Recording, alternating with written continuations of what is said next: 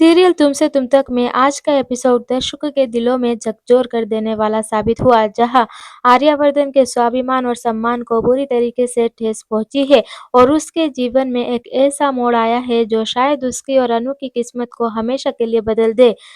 कहानी में अब जो ट्विस्ट आया है वो बहुत ज़्यादा दर्दनाक और भावुक करने वाला है, जहाँ एक तरफ प्यार है तो दूसरी तरफ परिवार की मर्ज़ी और सामाजिक दबाव। आर्यवर्धन जो एक बहुत इज़्ज़तदार, शरीफ और दिल का साफ इंसान है, उसने भारी मन से और दिल पर पत्थर रख कर ये बात मान ली है कि अब अनु उसकी नहीं रही है और वो डॉक्टर मोहित की होने जा रही है। ये फैसला आर्या के लिए बहुत मुश्किल था, लेकिन अनु की खुशी और उसके परिवार की इच्छा को देखते हुए उसने खुद को इस बात के लिए तैयार कर लिया है। लेकिन आर्या का दिल इतना बड़ा है कि अपने दर्द के बावजूद भी वो अनु के परिवार की मदद करना चाहता है। इसी सोच के साथ आर्या शर्मा जी के घर पहुंचता है, क्योंकि वो चाहता है कि अनु की शादी की तैयारियों में कोई कमी ना रहे और वो हर संभव तरीके से शर्मा जी की मदद कर सके। आर्या का इरादा बिल्कुल साफ है, वो सिर्फ शुभ चिंतक और दोस्त की तरह वहां जा रहा है, ना कि किसी और मकसद से। लेकिन किस्मत को शायद कुछ और ही मंजूर था। शर्मा जी जो पहले से ही आर्या के खिलाफ माहौल बना चुके थे और जो नहीं चाहते थे कि आर्या और अनु के बीच कोई भी रिश्ता बना रहे, उन्हें आर्या का घर पर आना बिल्कुल भी पसंद नहीं आता था। शर्मा जी को लगता है कि जब तक आर्या अनु की जिंदगी में रहेगा, अनु कभी भी मोहित को पूरी तरीके से अपना नहीं पाएगी और हमेशा अतीत में ही उलझी रहेगी। आर्या अभी अंदर आकर कुछ बात करना ही चाहता था। वो शायद शर्मा जी को ये समझाना चाहता था कि वो सिर्फ मदद के लिए आया है, लेकिन शर्मा जी उसे बोलने का मौका भी नहीं देते और बीच में ही टोक देते हैं। शर्मा जी अपने कड़वे और तीखे शब्दों से आर्या के दिल को झकझोर कर देते हैं। शर्मा जी कहते हैं, आर्या जी, आप हमारे लिए जो भी करना चाहते हैं, जो भी मदद करना चाहते हैं, उसके लिए हम शुक्रगुजार हैं। लेकिन अगर आप वाकई में सच्चे दिल से अनु का भला चाहते हैं, अगर आप चाहते हैं कि अनु एक खुशहाल जिंदगी जिए, तो आपको उससे दूरी बना लेनी चाहिए।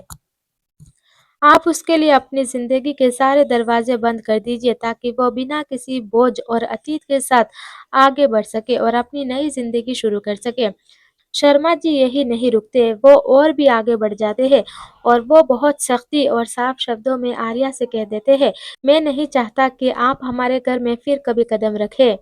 आपका यहाँ आना अनु के लिए अच्छा नहीं है और ना ही हमारे परिवार के लिए अच्छा है। ये शब्द सुनकर आर्या का दिल पूरी तरीके से टूट कर बिखर चुका है। वो अपमानित और आहत महसूस करता है।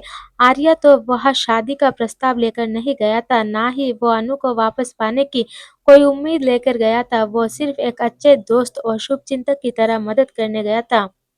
लेकिन जिस तरीके से शर्मा जी ने उसे अपने घर से बाहर जाने को कहा, जिस तरीके से उन्होंने आर्या की नीयत पर सवाल उठाए, उससे आर्या को लगा कि सिर्फ उसके प्यार का ही नहीं बल्कि उसकी इंसानियत का भी अपमान हुआ है। आर्या जो हमेशा से सबकी इज्जत करता आया है, जिसने कभी किसी का बुरा नहीं सोचा, आर्या कुछ नहीं बोलता है और वो चुपचाप बिना कोई जवाब दिए, बिना कुछ अपना पक्ष रखे वहां से निकल जाता है। उसकी आंखों में आंसू नहीं बल्कि एक गहरा सन्नाटा और खालीपन आ चुका होता है। उसके चेहरे पर दर्द की वो लकीरें हैं जो शब्दों में बयान नहीं की जा सकती। आर्या को अब पूरी तरीके से एहसास हो चुका है कि अनु की जिंदगी में उसकी अब कोई जगह नहीं बची है और शायद उसे इस हकीकत को स्वीकार करना होगा। वो धीरे धीरे अपनी कार की तरफ बढ़ता है और ऑफिस की ओर चल देता है, लेकिन उसका मन, उसका दिल अब भी उसी घर की दहलीज पर है, उसी जगह पर अटका हुआ है जहां से उसे बेइज्जत करके निकाल दिया गया है।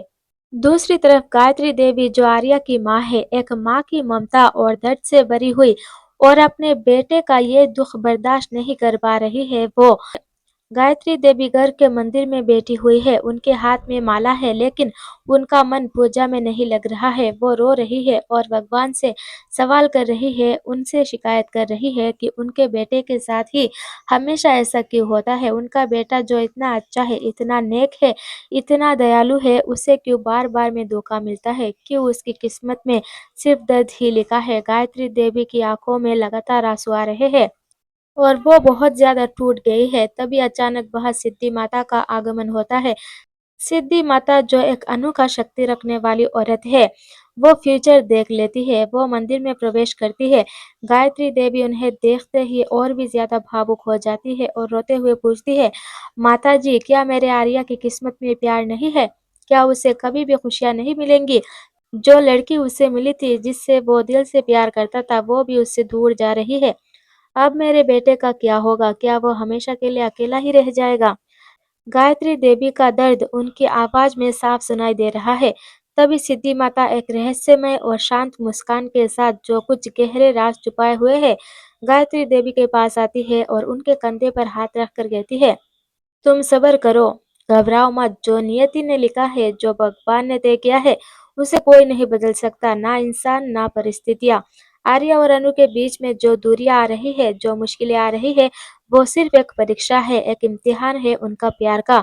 लेकिन याद रखो, आखिर में जीत तो हमेशा सच्चे प्रेम की ही होती है। झूठ और दिखावा कभी ज्यादा समय तक टिक नहीं सकता।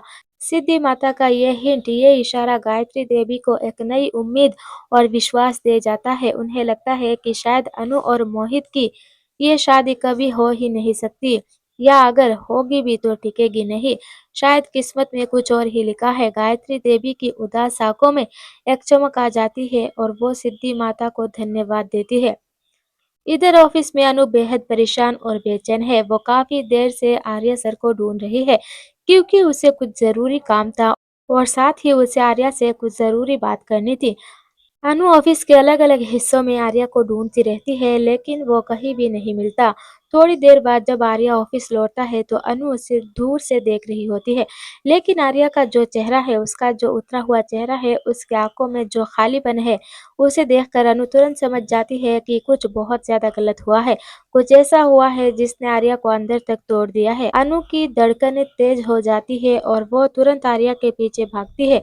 वो उसे आवाज देती है, सर सर जरा रुकिए, सर प्लीज सुनिए, मेरी बात सुनिए। तभी अनु लगातार आर्या को पुकारती रहती है, लेकिन आर्या जो शर्मा जी को वादा कर चुका है कि वो अनु की जिंदगी के सारे दरवाजे बंद कर देगा, वो अनु को पूरी तरीके से नजरअंदाज कर देता है। आर्या अनु की तरफ देखता तक नहीं है, जैसे उसने अनु को देखा ही नहीं, सुना ही नहीं। तो बिल्कुल चुपचाप बिना कुछ बोले सीधे अपने केबिन की तरफ चला जाता है आर्या, और अंदर जाकर दरवाजा बंद कर लेता है।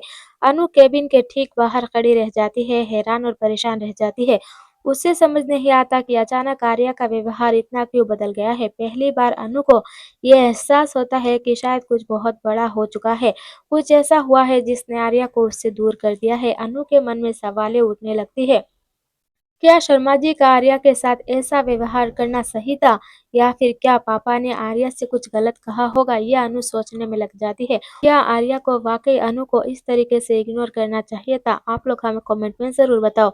अनु का दिल कहता है कि नहीं, ये सब गलत है, लेकिन परिस्थितियां इतनी जटिल हो चुकी है कि अब कुछ भी आसान नहीं रह गया है।